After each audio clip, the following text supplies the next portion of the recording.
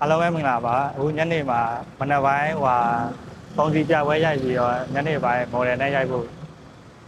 စကူပစ်24ကိုရောက်လာပါတယ်နော်။ဘာရိုက်မလဲဆိုတာစောင့်ကြည့်ကြပါဦး။တို့လမ်းကြည့်လိုက်မယ်။ Okay ready 1 2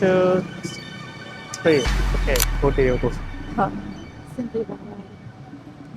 အဲ့လိုတရားပို့တာနော်ဒီတိုင်းဟိုကြည့်ရစားအဲ့လိုတရားလေးတောင်းလေးရပို့လာ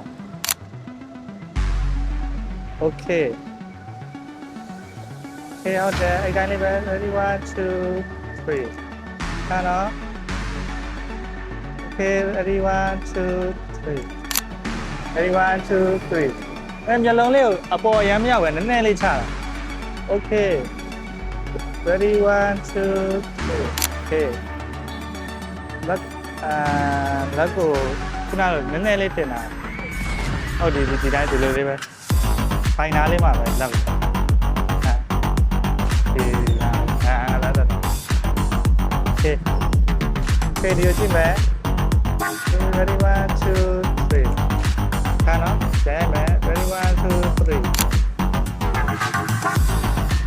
Okay ready 1 2 3 Okay ကင်မရာတစ်ချက်ကြည့်လိုက်မယ် Okay ready 1 2 3ခါနော်ဒီလိုလုံးပုံရိုက်မယ် ready 1 2 3 Okay အားလေးလာနော်ဆက်ဟို15ပုံလားဟလားကို 好，上八吧。 15ပုံ တက်ပဲ OK ဟုတ်တယ် ready 1 2 3အဲ့တိုင်းလေးပဲခုနတိုင်း no ready 1 2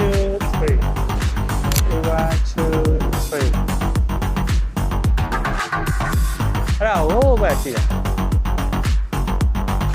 Okay အဲ့တိုင်းလေးပဲ ready 1 2 3ဘာဖြစ်ရင်ဒီလိုမျိုးနောက်ကိုလို့ပြောဟိုကြောက်ဒီမှာနားထောင်ကိုပြ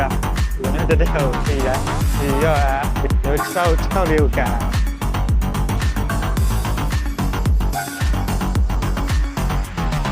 โอเคဟိုအရာမကန်ရညော